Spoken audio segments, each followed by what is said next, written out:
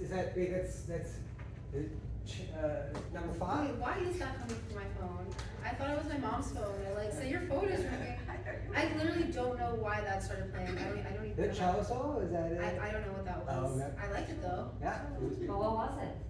It's like, you know how iPhone makes movies out of your pictures? It just did that. Ah, Even though my lock screen, my screen I was thought locked, you stuck it to was the just so. presentation. I did too.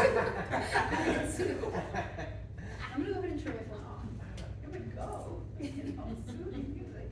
Yes, it was nice. All right. So to be respectful of everyone's time, it is 6:30. We're going to dive in. Again, thank you all so much for making the time to be here and connect with me. My name is Ron Rivers. I'm the author of Self-Actualization in the Age of Crisis, a co-founding member of Spirit DAO, which is an organization, a community that's kind of been built around the philosophies and practice outlined in the text. And today we're going to be talking about an alternative, essentially a way of reorienting ourselves with some of the most advanced knowledge that we've accrued really in the last decade. It kind of reframes the very nature of being as we understand it. The age of crisis, I just want to kind of start with some just higher level context. We talk about the age of crisis. You may have also heard the term the meta-crisis. It's the basic idea that while we live in the best time ever to be alive, there's also a wide variety of crises surrounding us, any one of which would be bad enough, but collectively are fairly existential and threaten our way of life to a degree that is really unprecedented. I'm going to talk about systems. The word systems, what is that? I just want to kind of add some context. A system is any form of organization, law, economics, politics, spirituality, religion, that governs the relationship between two people. So when you hear me say that, it's a very blanket term that can be applied omnidirectionally in kind of the context we're going to share it in. Ultimately, the conversation and the theme of the book is around, the book develops new frameworks of meaning and value, informed by cosmology and physics. And it binds spiritual renaissance, welcome, to systemic reformation, which I argue is a necessary component of transcending the crisis. So on that note, it's ultimately, we'll dive in today, the general theme of today is how do we lessen the influence of the past on the present? And I'll explain what that means in a bit. So let's dive in. I'm going to start talking about the crisis. And I'm going to kind of keep this high level. The book is a pretty, as you guys, some of you guys have held it already, it's a thick book. So there's a lot of analysis I'm not going to cover today. If it's of interest, of course, grab a book and dive in on your own. But the crisis I break down into 6 specific verticals. The first is the crisis of extinction. Basically, is probably the most common one we're all familiar with, right? There's environmental collapse happening in the immediate present, and everything around the world is making it worse. Right? We've just passed the 1.5 Celsius threshold. The ecosystem is now permanently changing, and we're at the same time, we're drilling new oil permits.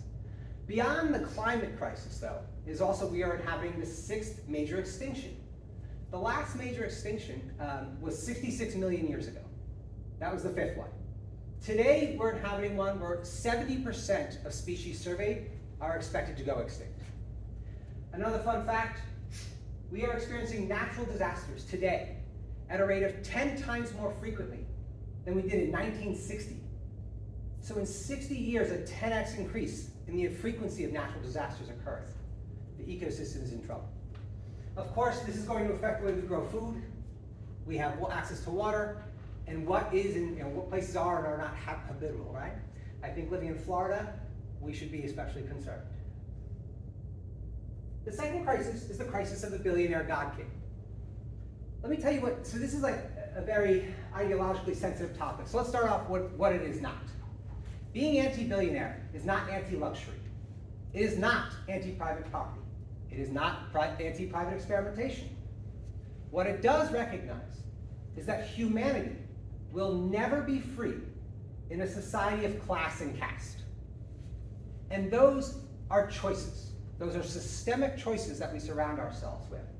So ultimately, the crisis of the billionaire God King is that everything around us enforces a singular framework of being, right? So today, I would argue that the highest form of cooperation between people is transaction.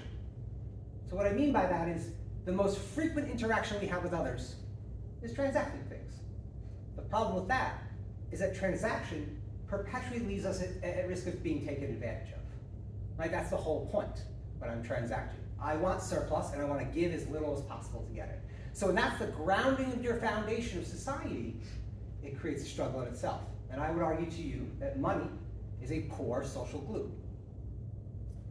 The third crisis is a crisis of information, truth, and trust. Pretty straightforward. We have created systems where we have legalized propaganda, we have put it in a for-profit environment, and we've let it run wild.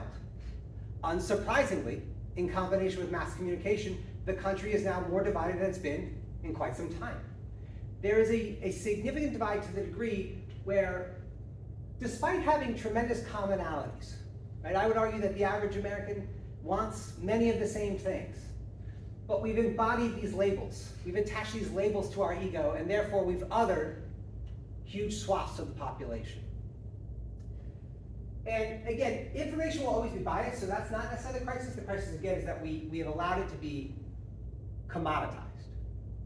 And everything about our systems, our social town squares, the social media, etc., manipulate us for profit, influence our emotions for profit. And that is degrading trust in ourselves and our institutions. The fourth crisis is the crisis of miselected representation. Essentially, the world is full of weak democracies. Okay? The US being the most gross example of all, right? It's under complete corporate capture.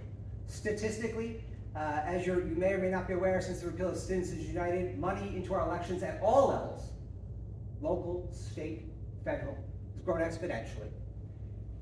Corporations essentially are getting their whims passed whether the people are not.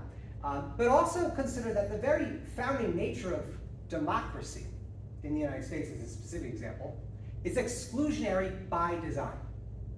Right? The US Constitution only granted rights to a single class, property-owning white males.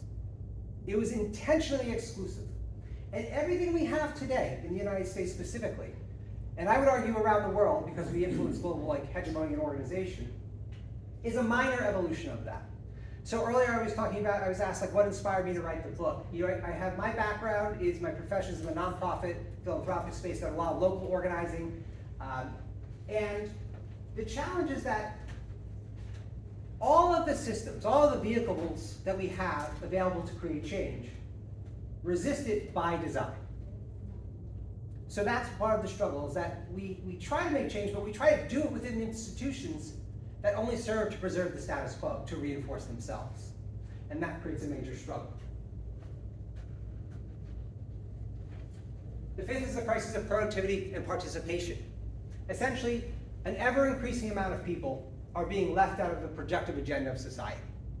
Technology, right? Now that's not, the fact that technology destroys jobs isn't a problem. I wouldn't argue it is. The problem is that we don't have the infrastructure to allow people to redirect and upskill. We lack pathways of access. And therefore, more and more people are being left behind and nothing's being able to do about it. So in the book, I argue that participation within society, whether it be in groups, productivity, etc., is very much a part of who we are and how we express ourselves in the world. And the more people have thought about it, it creates greater degrees of anger and angst and fear. So that's part of the crisis and part of the struggle of why we're lacking coordination. And finally, the last crisis is the crisis of doubt, desire, death, and dogmas. And this is the spiritual crisis. In the book, I do a fairly extensive analysis of religion. And the idea in the book, and I want to emphasize my kind of general stance, is not a critique whether or not religions have done good or bad for the world. That's not really relevant. What's relevant is, do they meet the needs of the moment? The systems of spirituality, which I would argue are spiritual technologies, were designed to meet the needs of a humanity far distant from anything we experience. Right? The most dominant religions in the world today are Christianity and Islam. Hinduism is the third one. Christianity and Islam being hierarchical religions. And when I say salvation, you'll hear me use the word salvation now, or salvation religion. Salvation is the idea that you die and you go to heaven. Now, I argue that the very notion of heaven is hierarchical. And spiritual hierarchies have long paved the way for mortal hierarchies, which have been used to discriminate groups right? In fact, I would argue that the salvation narrative specifically, each one of those texts in its most literal interpretation is a manual for war. It is about reclaiming Holy Land. It is about it's about the favoring of an in-group at the coercion or conversion of an out-group. And if they're outside, they're unworthy. So we have these systems of spirituality that are dominion-based. And the challenge with spirituality, dominion spirituality in itself is not, again, it's nothing about like individual practitioners, but especially when we talk about the salvation narratives and I'm going to pinpoint Christianity, Christianity has had an outsized systemic influence. So what I mean by that is when we think about systems, all systems bear the imprint of the moment of their creation in two distinct directions. The first is the purpose they were intended to solve. The second is the values embodied by their creator, which influence the how. How do they go about solving the problem? So to that end, and dogmas being, you're probably all the three, right? Much about our identity embraces this kind of dogmatic embrace. We attach ourselves to these creations. We have given our creations power over us. And I argue in the book that they do not deserve that power, that we are more than our creations. And to that end, we dive into the alternative. So I want to talk briefly about, this is how we ground the non-religion religion of the future, right? The non-religion. I want to talk about the universe having a history. So when we look at this is essentially a map of the expansion of the universe from the Big Bang, the singularity, to the immediate present. In the last decade, there's been some pretty tremendous advancements in cosmology and physics. I want to talk about this place called inflation. This white thing right here, also known as the Planck epoch. So the Planck epoch has some pretty profound consequences. What we've learned about the Planck epoch is that in the initial state of the universe, so you imagine there's a singularity, that's there's nothing, and then it immediately begins expanding. And when it expands, it takes up the entirety of the universe, right? Whatever that space may have been. The challenge that physics and cosmology has run into at the Planck epoch is the laws of nature break down completely. So the things that we thought were static, like gravity, like the second law of thermodynamics, like space-time, none of it works in the Planck epoch. The math breaks down, it's not coherent anymore. So that's a really profound discovery because everything up until the last decade really, of our science, of our knowledge, has been based on static principles of the universe, unchanging principles. We now understand that nothing in our universe has ever not been changing. The fundamental laws governing reality changed. They evolved over time. As the universe cooled, they changed. Before it cooled, all material reality was this superheated, unified whole. So there was a moment in the universe when everything was one. And then it cooled and began to separate. And the laws governing reality started to form. What you're looking at right now is a map of the cosmic microwave background. Essentially, this is how we know the Big Bang happened, or how we believe it to be happened, because what it did is it fully expanded and left behind radiation trails. Now, in 2018, a group of physicists, I think advised by Roger Penrose, identified an area of the cosmic microwave background right here, that little circle, where they identified radiation from black holes older than our universe. Now this puts us in a pretty profound thing. If that's accurate, what does that mean? Well, the argument I make is that if we can observe radiation from black holes older than this universe, the most logical conclusion is that there was something before this universe. And if there was something before this universe, you could essentially argue that we have now an observable infinity. That is to say that given the scope of the universe as we presently understand it, we are so infinitely small in that picture, right? We're like a speck of dust in a single solar system, in one galaxy, in a universe of trillions of galaxies that we can see. So when we conceptualize what could be beyond, I want to put out there, so there's no confusion or assumption, we can never know. Human beings do not possess the capacity to measure something beyond this universe. At the same time, we have to choose.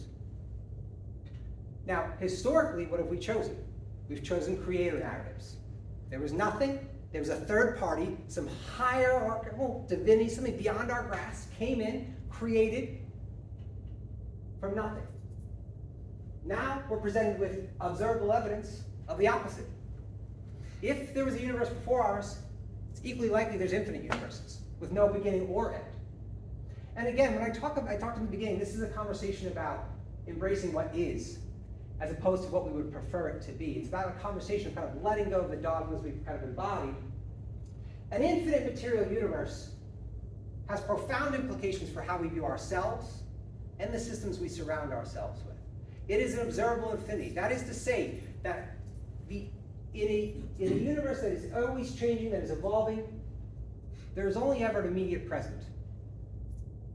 And that is an ever-changing now. So you have a material, physical infinity that we can observe within the immediate present. So that's a core part of it. Now I want to talk briefly about the changing nature of time. Physics and cosmology is now kind of coming to this point where we embrace that the universe, the root unit of information, I should say the root of the universe is information, right? But information requires an observer. There's a duality to the nature of being. That is to say that without an observer, there is no information. Without information, there is no observer. They are one thing. So the fact that we inhabit a reality of infinite material change means several things. We are both within this infinity, right? Within it being each of us is fractional. We're a unique set of conscious coordinates. We occupy a space that no one else can occupy. At the same time, we are of it. If the nature of physical material reality is infinite change, we are of that infinity. And that means the way that information spreads throughout the universe. So we talk about like exponential growth, like I dive deeply into this in the text. The universe itself is expanding exponentially. The data we're creating is expanding exponentially. Technology is progressing exponentially, so forth and so on in many different directions. It is physically changing the way we experience our moments. And I'll give you a very pertinent, present example. You guys may be familiar with ChatGPT, AI, large language models. Very much into them, right? I'm a technologist by trade. 3 months ago, I would have considered myself maybe a little bit better of a novice engineer, like a coder.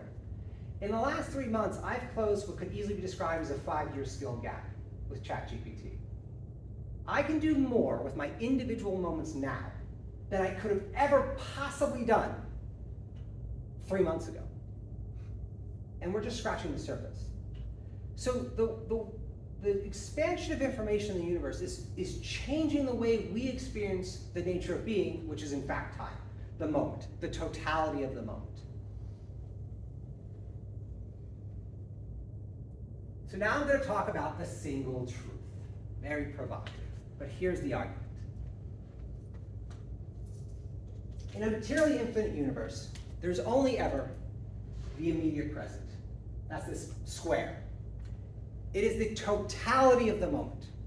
So what I mean by that is, and however we want to define moment, we can define it as a picosecond, we can define it as a year, it doesn't matter.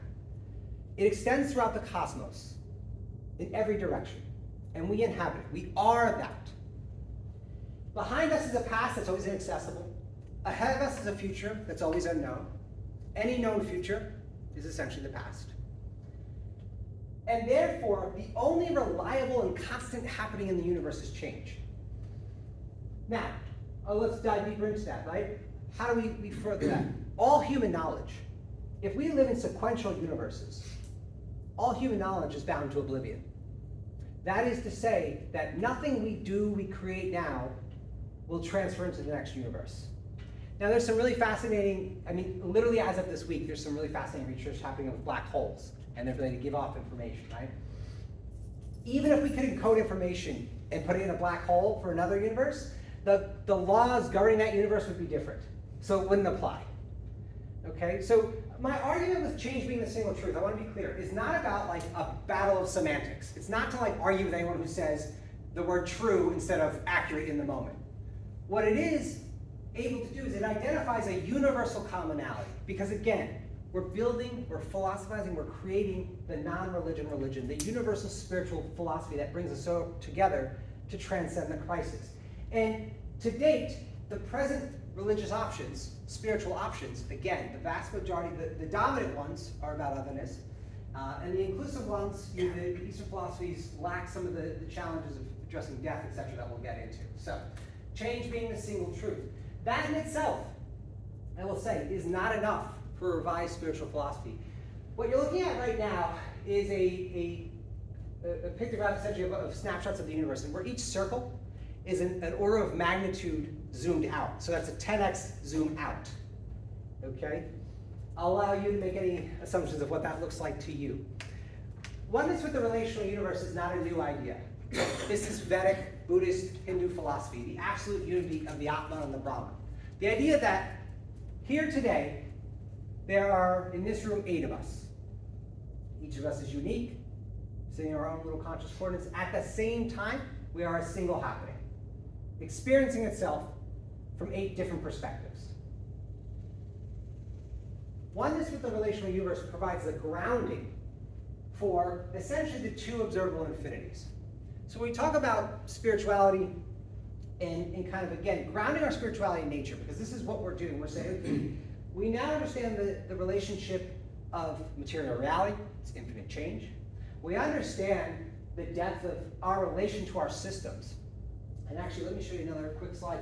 Stephen Wolfram is maybe not familiar, really prolific mathematician.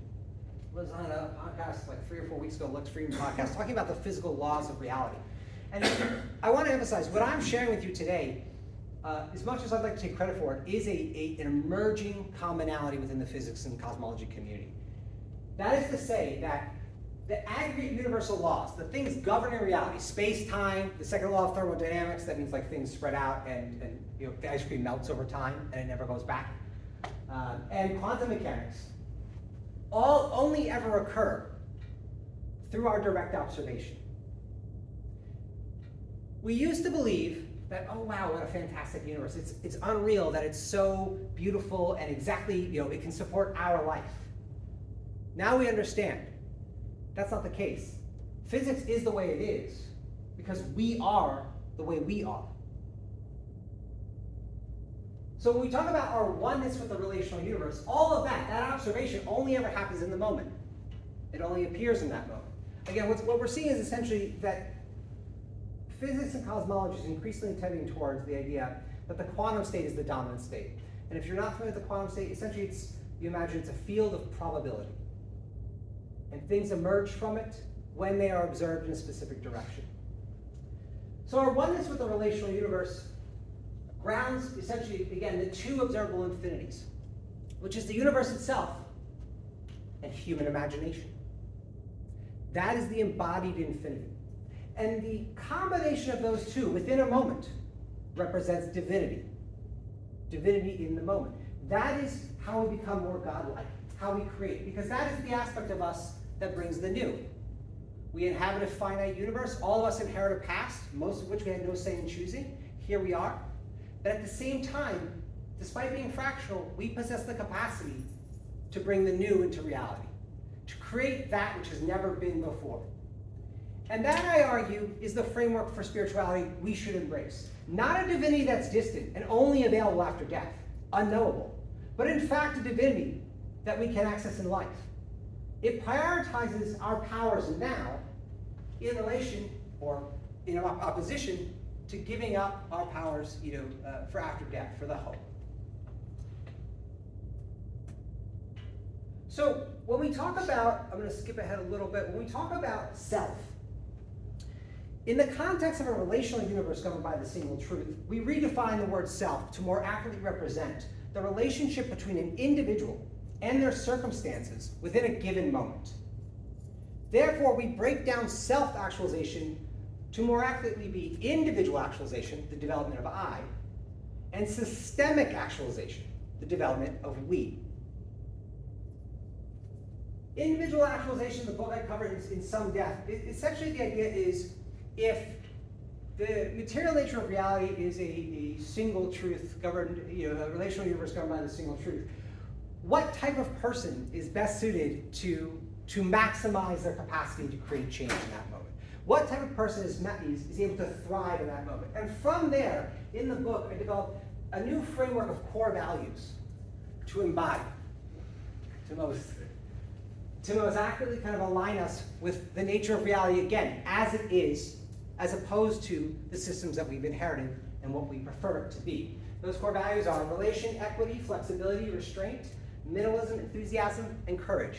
Easily remembered as reframe courage. And in the book, I dive deep into practices and principles that we can embrace these into our daily lives. These, I argue, allow us to maximize our moments. Again, orienting ourselves in alignment with a relational universe governed by the single truth. In alignment with perpetual change, not in resistance to it. I developed small, high rituals. I'm not really going to go into them right now, but like any spiritual philosophy, we develop rituals to develop ourselves and our community. Systemic actualization, again, I talked a little earlier about, is the representation of the we and how we build that. So systemic actualization essentially represents a concept where, because it is a relational universe and our ability to be ourselves is always in context with the systems surrounding ourselves, much of what we embody today, the struggle, right? The fact that, let's say in the United States, more than half of our population is living paycheck to paycheck, right? More than half our population is one emergency away from destitution. This is all a choice. This is the systems that we surround ourselves with. Now, under the framework of hierarchical notions of spirituality, that's okay. Hierarchy exists, of course it's natural. It's been just the divine right of kings, right? God has chosen our birth lottery. There's nothing we can do about that. Systemic actualization is a way of eliminating or greatly reducing, I would argue, the impact of birth lottery on anyone's life. Today, statistically, we understand that if you're born in abject poverty, it is most likely that you will remain in abject poverty your entire life. Now, the social ladder has essentially been pulled up. So when we think about systemic actualization, it's a way of kind of pulling ourselves away from the Christ of the billionaire God king, right? That is, what it is essentially verticals of society are run by unelected kings. And they do it in the directions that they personally prefer, as opposed to what would benefit the collective good. Systemic actualization is rooted in two kind of core principles. The first is cooperation. The self is self-revision. The second is self-revision. So all of our systems today, law, economics, politics, religion, seek to preserve the status quo. The intention of the organization is to allow them to be exactly as they are, right? To reinforce past visions of the good onto the present. My argument is the only way that we transcend the crisis is through self-revising systems.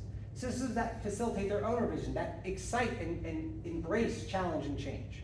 Because when we imagine a future where we free the latent imagination trapped, it is a future where everything is subject to challenge and change. That's the ideal, because collectively that's how we progress.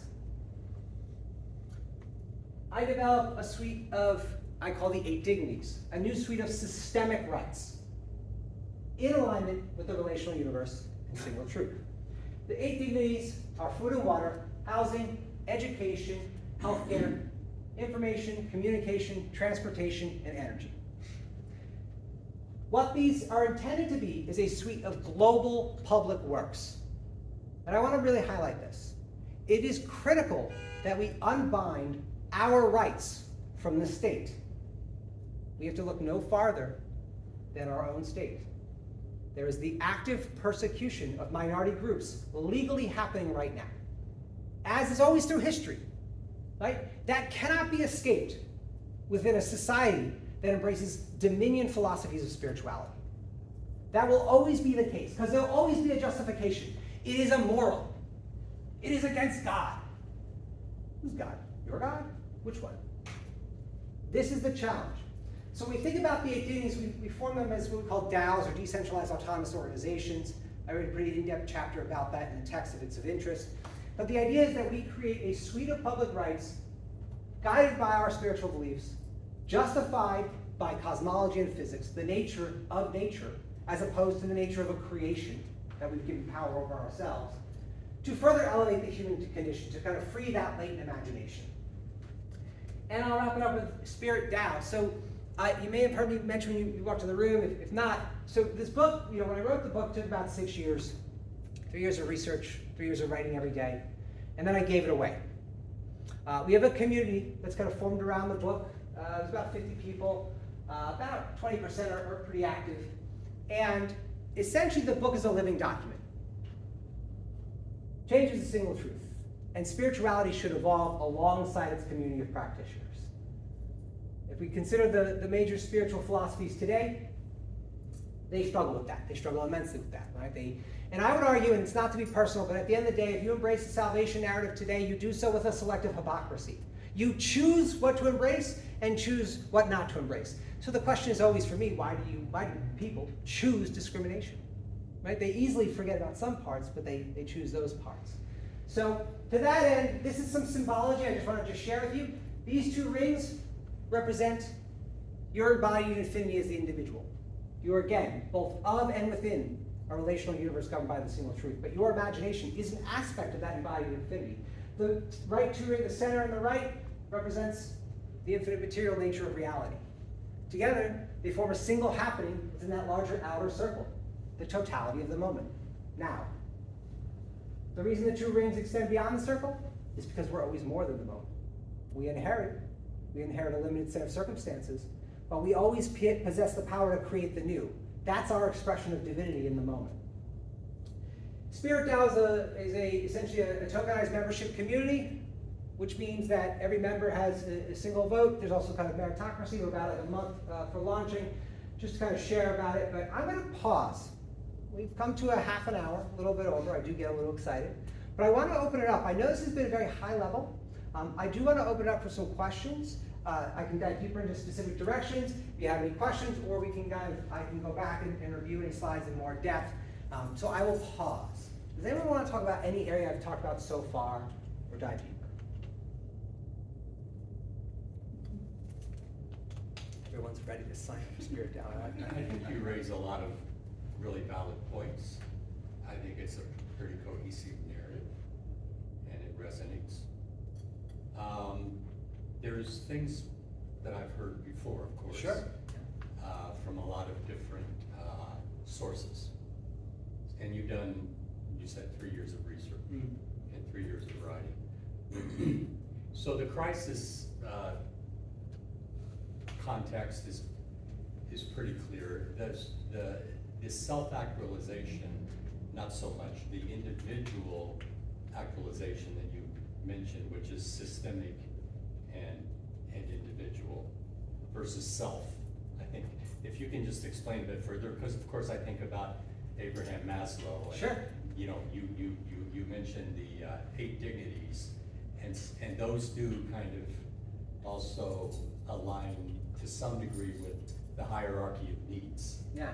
And as you progress to the self-actualization, you know, you shed ego to some extent. So I'm maybe not necessarily now, but I think, is that really where you get into the purpose of this community, Spirit DAO? If that makes sense? It does. Let me break it down in some sense. So fun fact, Maslow, in his writings, never mentioned a hierarchy of needs. He never did. He never did. I was gonna ask that when you were talking about the 8 different, I Yeah. was thinking immediately Maslow's hierarchy of needs, but I didn't know. Yeah, so that was ever mentioned. what's fun about the hierarchy is it's actually done by a businessman Oh, okay. who did it. And I think it's really important that we dispel that narrative, because nothing about the geometry of being is a triangle. Okay, it's omnidirectional.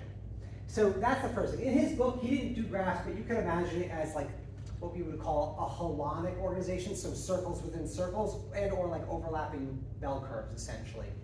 The idea being that like you never stop needing, the hierarchy gives you this visual that like, I get past step 1, I'm here. But in reality, it's like if you don't have food to eat, you're quickly back to step 0, right? Like if you're struggling to sustain.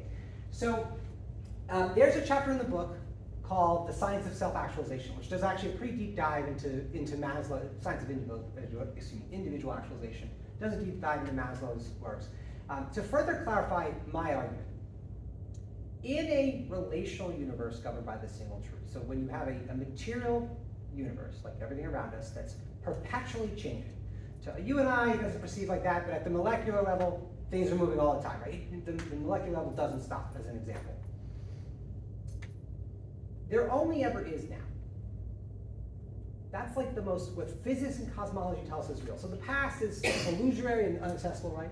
So to that extent, when we think about now being the true nature of being, we have to contextualize it not only as like you and I, the fractional here standing in our bodies, inheriting the space, but also everything surrounding us, right? Much of which is inherited. All of us inherit a past we had no say in choosing. No one here alive in this room has set forth the trajectory we're on today, right? It was well in motion well before any of us were born. This is the birth lottery. Birth lottery, To some exactly, yes. But to a grander scale, right? So the idea of splitting the notion of self into individual and system is an attempt to most accurately represent the nature of being that cosmology and physics tells us we inhabit, which again is this ever-present immediate presence, now. And the now can only ever be judged in the context of the system surrounding us, right? And we can kind of go a little step further. So obviously in the context of creating a spiritual alternative, you'll have many critics who talk about the good and the bad of the existing institutions. At the end of the day, existing philosophies of spirituality can only ever be judged from what they are in the immediate present. I don't care about the long history because that's not relevant to what they are today. And what they are today, in many aspects, are machines of aggression and oppression. They are machines about actively lobbying for the discrimination of minority groups or out-groups in favor of in-groups, right? So, getting a little off track, but I hope that kind of clarifies why I break it down into individual. Individual actualization would be everything Maslow and every other psychologist write about self. I'm arguing that we need to reframe the language of self. The language is incorrect. It should more well, it's not incorrect, but our perception of it needs to be expanded into individual and system becoming a single self within the moment. Because again, that's the context, that's the material context of reality. That's what we find ourselves in. So it goes full circle, like talking about embracing what is, as opposed to what we would perceive it to be, right? What we perceive it to be is this, the past definitely happened, right? We're definitely gonna be in the future. It's this long, extensive thing. No, it's only ever now. That's all it ever is. It's all it ever has been. But we have created narratives in the past to help us, all religion, essentially, death is at the center, right? How do we deal with that mythos? The second is to stave off nihilism. How do I not, I'm living in the Bronze Age. I just got raided, half my village is dead. Why am I not just gonna cut my throat, right? I'm sorry to be obscene, but the idea is, this is, when we think about religions and spirituality, we have to conceptualize them from spirit, like a technology. They're spiritual technology. We have created them. What self-actualization in alignment with the relational universe and single truth does is it regrounds our spirituality in nature. And I say regrounds because let's add some context. Anatomically modern humans, so babies that would be born to grow up to people like you and I, no physical difference, have been around for approximately 300,000 years. Hierarchy, driving itself initially from surplus, began with the agricultural revolution, right? The surplus accumulation of food allowed for specialization. Specialization allowed for power structures, essentially. And from there developed the spiritual justification to say, yes, the king can kick you off your ancestral land to put sheep here, right? That's if you guys are not familiar, that's how the first labor market got created. The East India Company were trading wool, the king wanted wool, he kicked off all the farmers and put sheep there. Those farmers had been there for centuries, if not millennia. So, you've gotten me excited, I got a little off track, so I apologize, but I hope that kind of clarifies my initial point about self being individual and system as a single happening. Yeah, I think what you're talking about is so macro in its orientation. It's time and space and now and infinity. I mean, it's hard to explain that in a way that 40-minute lecture allows course. for. It's a 60-minute lecture. And I just think that also religion existed alongside science when there was, as science continues to discover more and more fact, religion fills a space that cannot conflict with what is discovered through cosmology and physics. So I think that a religion that is changing and accommodating science is what we have to, it's not necessarily what we want, because Yes. we gravitate to what we want to believe. Yeah. So I think what you're presenting is not necessarily supposed to make anybody comfortable. No. It's getting us perhaps to acknowledge that it's not just what we want to believe.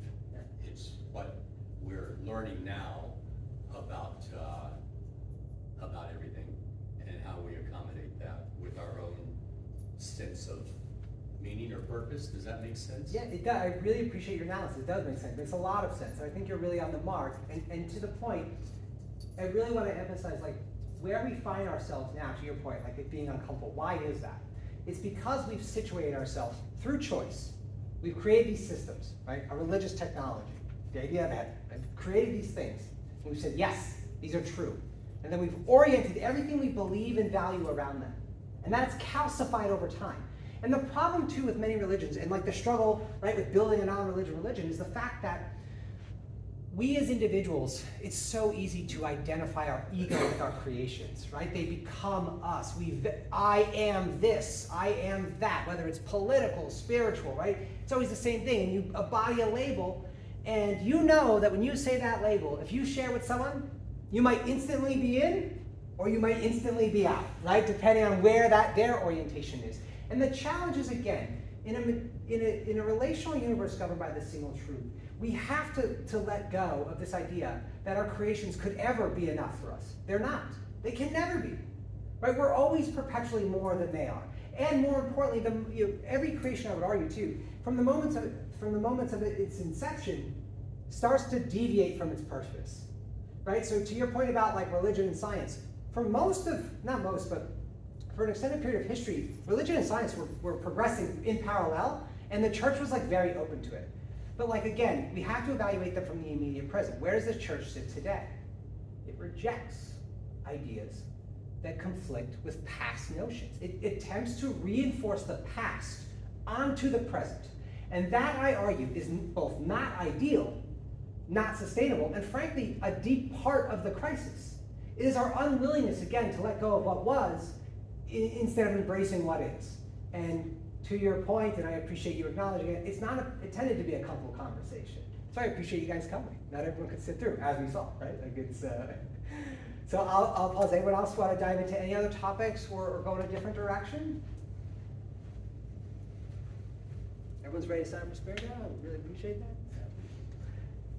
Well, guys, I do appreciate it. So if you haven't already, be sure to check out the book in the back. You can download it. The books are free if you want one, so grab one. You can download an audiobook for free on the website. You can always connect with me if you want. There's a lot of things we didn't cover. One thing that's usually pretty popular is the idea of the authentic imposter as part of individual actualization. So I'll speak a little bit to that while I have your ear. The idea is, again, that all of us inherit this past that we had no say in choosing. So the nature of reality, again, being that whenever we bring awareness to the immediate present, we find ourselves in the now, right? It's the most real we can be, the most alive we can be. And much about our culture reinforces this idea of hero worship, hierarchy worship, right? And let's think of the monomyth. The monomyth, the hero's journey, right? Joseph Campbell. Now the hero's journey can be like interpreted in two different ways. And if you're not familiar, the hero's journey is essentially like there's one story, and it's always the same thing. Individuals at home, everything's great. Something traumatic happens. They set out to like fix the problem. It doesn't go well for a while. They have a small victory, it goes poorly again, they champion, they overcome, they return home. Now the monomyth can be interpreted in two different directions. It's a story of personal success over obstacles. And in many ways that's great. But when we think about the monomyth in terms of popular culture, it's about the hero. It's about the one individual, often a man, who saves everything. No bearing in reality. Humanity's greatest creations have always been collaboration. It's always been cooperation. That is our greatest strength. It always has been. So to that extent, being an authentic and an imposter is recognizing that all of us act with incomplete information. Don't know anything. I have some vague idea that I kind of entered the space with. but ultimately, I'm lacking. And when you embrace that, you kind of let go of those expectations. And that's also a part of being an authentic imposter, is letting go of things. Things that don't serve you, things that do serve you. I always give the example, in my, I had a 25-year wrestling and Brazilian Jiu-Jitsu career. I was fairly competitive for quite some time. Had 2 serious neck injuries. I've been doing this since I was 12. I'm 39 now. I gave it up about 2.5 years ago. Sometimes you have to let go of things that don't serve you, that you don't want to let go of. Okay? But that's part of the process of being an authentic imposter. What would be inauthentic? Pretending I didn't injure my neck, doing it, wrestling until I got paralyzed. Right? That would be inauthentic, because I'm not being candid with myself about the nature of my reality that I'm inheriting. Okay? There's nothing I can do now to take away 2 serious neck injuries. So here we are. Now we do yoga every day. It's kind of nice, right? So the purpose being, individual actualization in alignment with the single truth and relational universe is, again, orienting ourselves around a reality that is only ever now, and what that looks like for ourselves and how we build those things. I talk about partner and parenting in the book. I talk about leveraging language. Cooperation is a foundation of it. Systemic actualization, if you're excited about like tax law and things like that, I get pretty deep into it. So if you want to dive into that, but again, I'll pause. If there's no other questions, certainly we can wrap, or I can dive in a different direction, but I'll give some space. I've always got questions, but. Let's lay it in then. Everyone else is free to go. We can jam. Well, looking into the future, you mentioned the last extinction event, 65 billion years ago, I think. Yeah. The meteor, I guess it was. The prognosis is not good for the human. I mean, we've been around 200 million years, and we are very self-destructive, and now with technology, AI, and nuclear weapons, and climate change, et cetera, et cetera. What do you think? Do you think there's hope for this species beyond the next 100 years? I'm just curious. Yeah, that's a good question. I am a belligerent optimist. Yeah, I absolutely believe there's hope. When it comes to AI, the AI alignment question is really fascinating. But AI, the challenge with AI alignment is like, so if you're not familiar, the idea of AI alignment is if the AI really reaches... It's prescient, if it becomes prescient. Yeah, exactly. Self-aware, right? It can self-direct its learning, etc. If it becomes able to make its own choices independent of our instruction.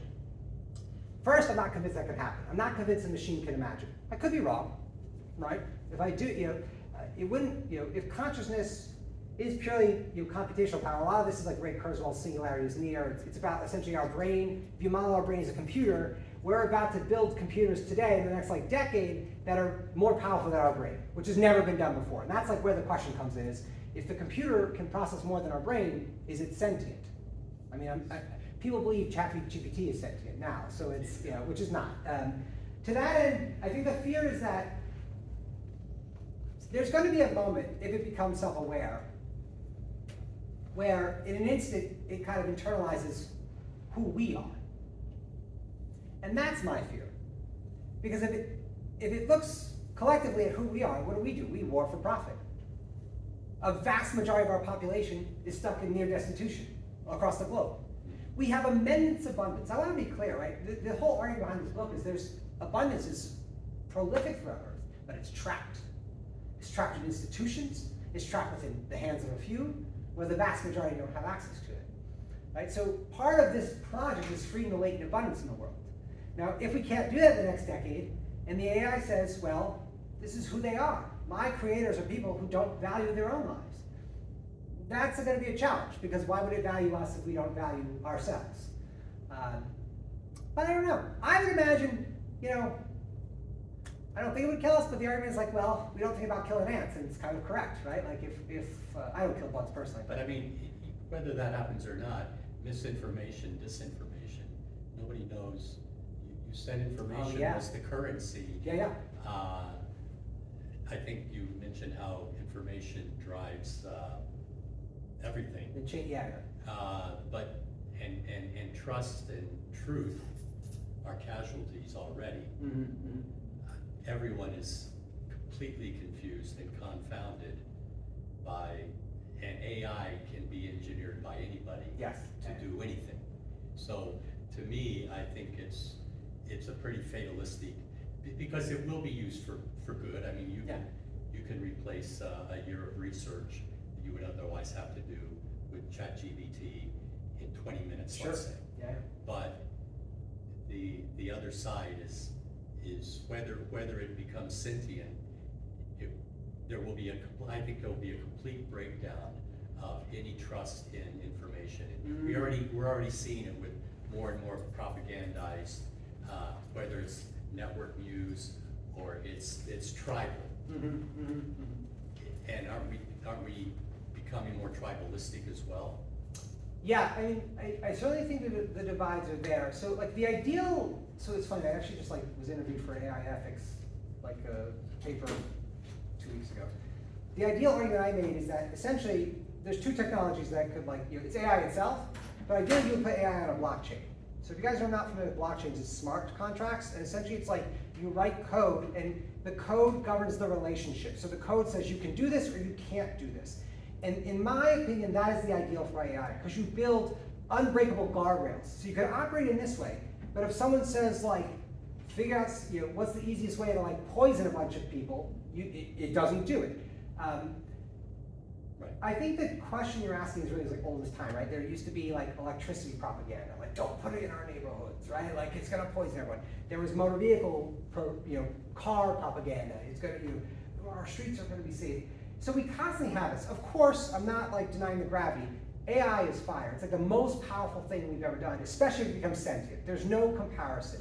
So it's very difficult for me to give you any like accurate or even remotely believable solution. Yeah, I'm just kind of making it up as I go, totally being authentic in my imposter. But at the same time, I do believe that like in combination with blockchain, it could be an immense public good.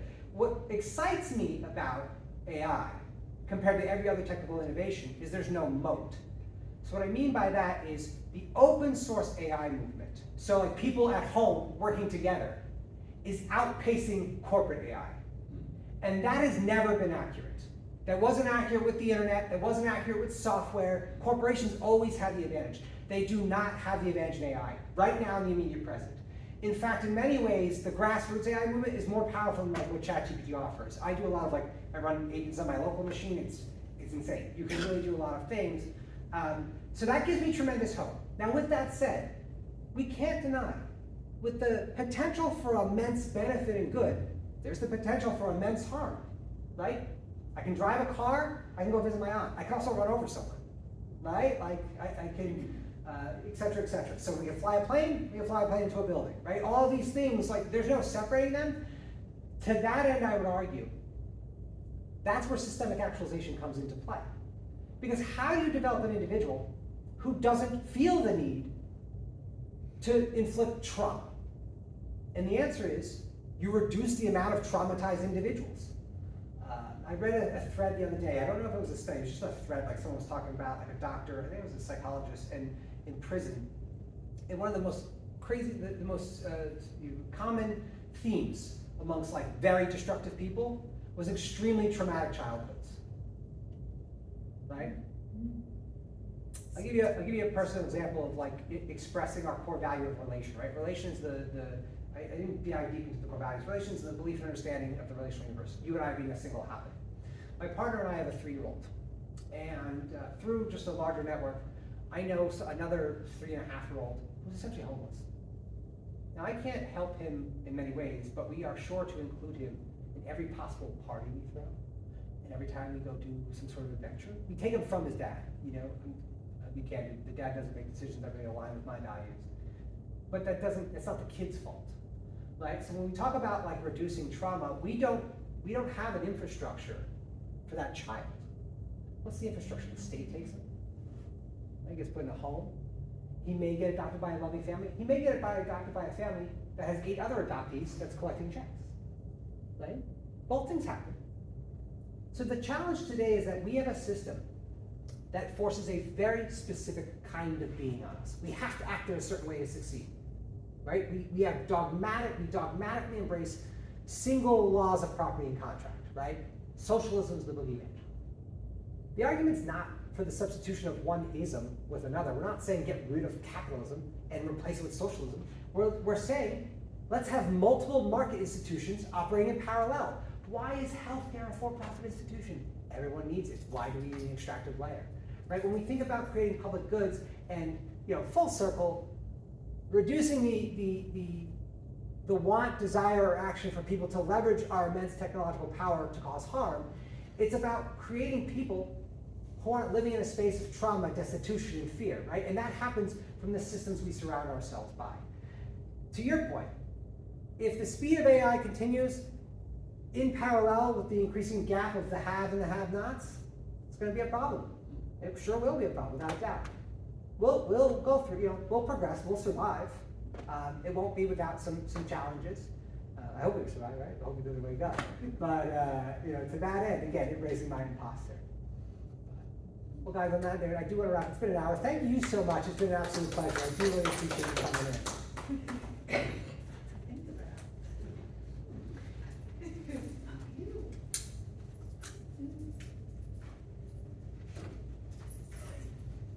Thanks again. My pleasure, guys. Thank you. Yeah, thanks, Ryan. Thank you. Thanks for participating.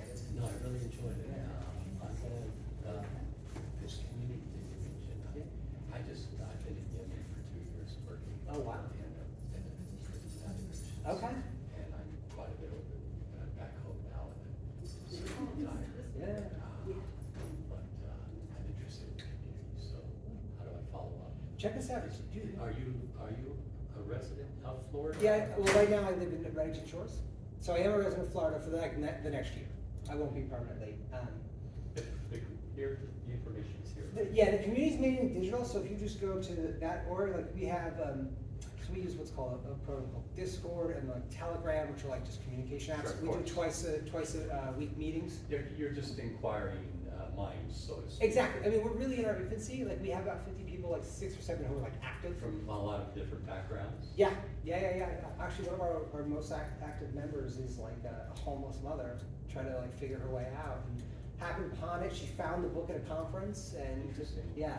Yeah. So, but this is the most important thing I can do. So I kind of spend a lot of time. I've been in the humanitarian field for the last 25 years. I've worked in 10 conflicts. Oh wow. Africa, Asia, Colombia, most recently Yemen, Middle East, before that. Anyway, blah, blah, blah. And a lot of natural disasters, droughts, famine, earthquakes, the Asia tsunami.